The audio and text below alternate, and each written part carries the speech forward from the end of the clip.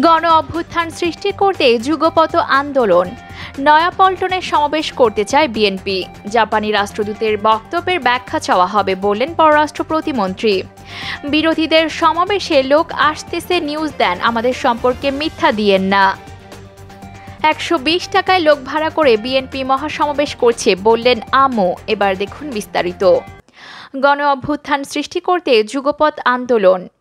ক্ষমতাসীন আওয়ামী লীগ সরকারের বিরুদ্ধে বৃহত্তর জাতীয় ঐক্যের মাধ্যমে একটি গণ অভ্যুত্থান সৃষ্টি করতে যুগপৎ আন্দোলনের ঘোষণা দিয়েছেন বিএনপি মহাসচিব মির্জা ফখরুল ইসলাম আলমগীর।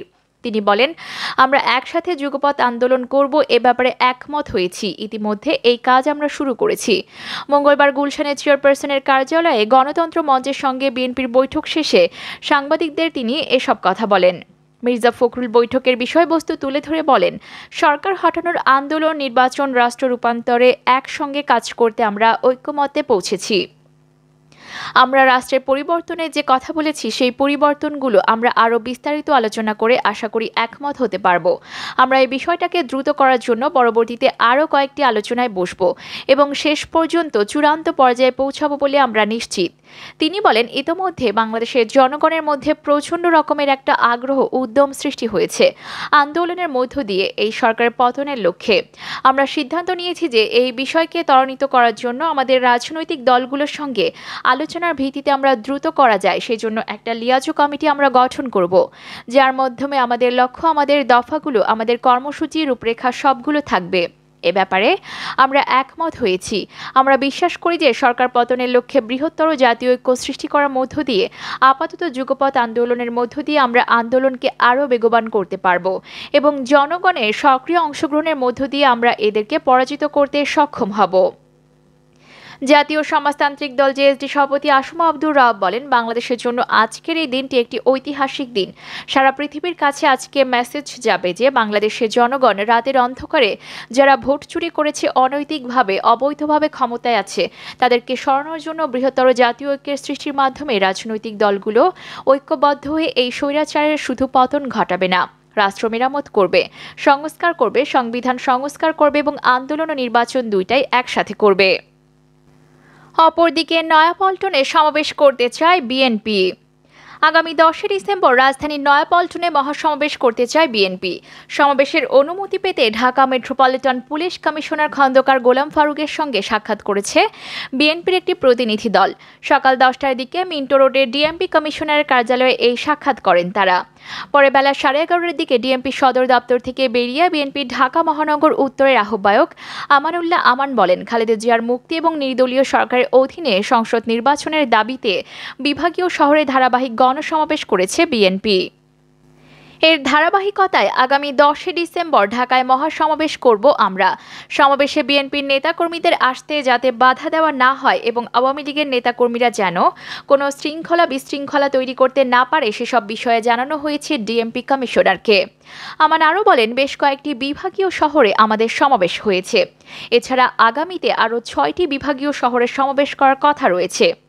10 ডিসেম্বর ঢাকা বিভাগীয় সমাবেশ অনুষ্ঠিত হবে। তার অনুমতি চেয়ে চিঠি দেওয়া হয়েছে।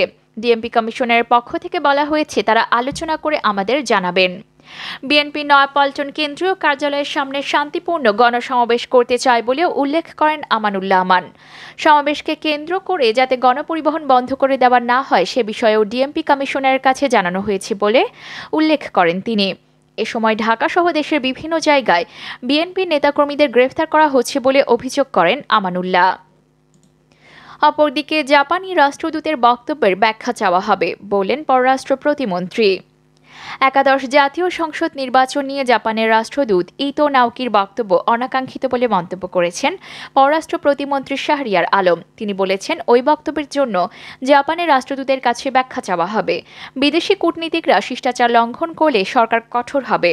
মঙ্গলবার সন্ধ্যায় নিজের দপ্তরে গণমাধ্যমকে একথা বলেন তিনি।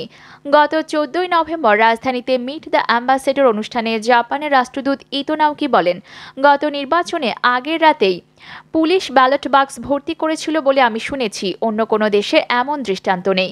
আমি আশা করব এবার তেমন সুযোগ থাকবে না বা এমন ঘটনা ঘটবে না। বিদেশি একজন কূটনীতিকের কাছ থেকে এমন বক্তব্য আশা করেননি বলে জানিয়েছেন প্রতিমন্ত্রী শাহরিয়ার আলম। তিনি বলেন, গত 4 বছরে একাদশ সংসদ নির্বাচন নিয়ে এ ধরনের কোনো অভিযোগ করেনি জাপান সরকার। বন্ধু দেশের রাষ্ট্রদূতের কাছ থেকে এ ধরনের বক্তব্য আশা করে না বাংলাদেশ। জাপানি রাষ্ট্রদূতকে নিয়ে মিট দ্য অ্যাম্বাসেডর অনুষ্ঠান আয়োজনকারীদের পেশাদারিত্ব নিয়েও প্রশ্ন তুলে পররাষ্ট্র প্রতিমন্ত্রী। তিনি বলেন, এ ধরনের অনুষ্ঠান আয়োজকের পেছনে কী উদ্দেশ্য তা খতিয়ে দেখা হবে। অপরদিকে বিরোধীদের সমাবেশে লোক আসতেছে নিউজ দেন, আমাদের সম্পর্কে মিথ্যা দিয়েন না। বিরোধী দল বিএনপির সমাবেশের খবর অনেক দিন আগে থেকেই গণমাধ্যমে ফলাও করে প্রকাশ হওয়ার দিকে ইঙ্গিত করে আওয়ামী লীগের সাধারণ সম্পাদক এবং সড়ক পরিবহন ও সেতুমন্ত্রী ওবায়দুল কাদের বলেছেন, বিরোধী দল হলে নিউজ দেন, 4 দিন আগে আসতেছে, লঞ্চে আসতেছে, নৌকায় আসতেছে, হেঁটে আসতেছে, দেন, এটা আপনাদের ইচ্ছা, আমাদের এগুলো বারণ নেই, এগুলো আপনাদের ব্যাপার, পত্রিকার পলিসির ব্যাপার, কিন্তু আমাদের সম্পর্কে মিথ্যা খবর, আওয়ামী লীগের সম্মেলনে সংঘর্ষে আজমল হোসেনের মৃত্যু, এসব দেওয়া থেকে বিরত থাকবেন, এটা আমার অনুরোধ। ইটস দ্য ফলস, মিথ্যা, এটা ভুল। এখন আপনারা খবর নিতে পারেন কি কারণে লোকটার মৃত্যু হয়েছে। সাংবাদিকদের উদ্দেশ্যে বলেন ওবায়দুল কাদের। সুনামগঞ্জের দিরাই উপজেলার আওয়ামী লীগের সম্মেলনে সংঘর্ষে আজমল হোসেন নামে এক ব্যক্তি নিহত হয়েছেন বলে যে খবরটি গণমাধ্যমে এসেছে সেটি মিথ্যা উল্লেখ করে গণমাধ্যমের উদ্দেশ্যে এসব কথা বলেন ওবায়দুল কাদের। আওয়ামী লীগের সাধারণ সম্পাদক সম্প্রতি 6টি জেলা সম্মেলনে অংশ নেওয়ার কথা জানিয়ে বলেন, কোথাকার সম্মেলনে আমাদের এই ধরনের গোলমাল হয়েছে। একটা জেলা সম্মেলন কুমিল্লায় যেটা হয়েছে সেটা সম্মেলন থেকে অনেক দূরে, এগুলো আপনারা একটু খেয়াল রাখবেন। আজমল হোসেন দুবাইয়ে ছিলেন জানিয়ে আওয়ামী লীগ সাধারণ সম্পাদক বলেন, তিনি দেশে এসেছিলেন, তার বাড়ি সম্মেলনস্থল থেকে অনেক দূরে, সম্মেলনের ধারে কাছেও ছিলেন না আজমল। মন্ত্রী আরও বলেন, একটা ঘটনা ঘটেছে, একটা লোক দুবাই থাকে, সে দেশে আসছে, সে তার বাড়িতে ছিল, বাড়ি ওখান থেকে অনেক দূরে, সম্মেলনে ঘটনা ঘটেছে 1টায়, 3টা বাজে ওর পরিবার ওকে হাসপাতালে নিয়ে গেছে। অপরদিকে 120 টাকায় লোক ভাড়া করে বিএনপি মহাসমাবেশ করছে বললেন আমু। 120 টাকা দিয়ে বাইরের লোক ভাড়া করে বিএনপি মহাসমাবেশ করছে বলে মন্তব্য করেছেন আওয়ামী লীগের উপদেষ্টা পরিষদের সদস্য ও সাবেক মন্ত্রী আমির হোসেন আমু। মঙ্গলবার দুপুর 12টায় ঝালকাঠি শেখ রাসেল মিনি স্টেডিয়াম মাঠে ডিজিটাল উদ্ভাবনী মেলার উদ্বোধনী অনুষ্ঠানের প্রধান অতিথির বক্তব্যে তিনি এই মন্তব্য করেন। বিএনপির উদ্দেশ্যে আমির হোসেন আমু বলেন, পেট্রোল বোমা মেরে আন্দোলনে সফল হওয়া যায় না। বিএনপি এখন 120 টাকা দিয়ে বাইরের লোক ভাড়া করে মহাসমাবেশ করছে। এতে করে যদি কেউ মনে করে আওয়ামী লীগ কচু পাতার উপর পানির মতো একটি সংগঠন, তাহলে তারা ভুল ভাবছে। তারা মানুষ হত্যা করে আন্দোলন করেছে, এখন আবারও মানুষের অসহায়ত্বের সুযোগ নিয়ে আন্দোলন করতে চাইছে, সেটা কখনোই সফল হবে না। সাবেক মন্ত্রী বলেন, বিএনপি যেসব দেশের দূতাবাসে গিয়ে ধর্ণা দেয় সেই সব দেশের নিয়মে আমাদের নির্বাচন হবে। বাংলাদেশের সংবিধান অনুযায়ী শেখ হাসিনা সরকারের অধীনেই সুষ্ঠু, অবাধ ও নিরপেক্ষ নির্বাচন অনুষ্ঠিত হবে।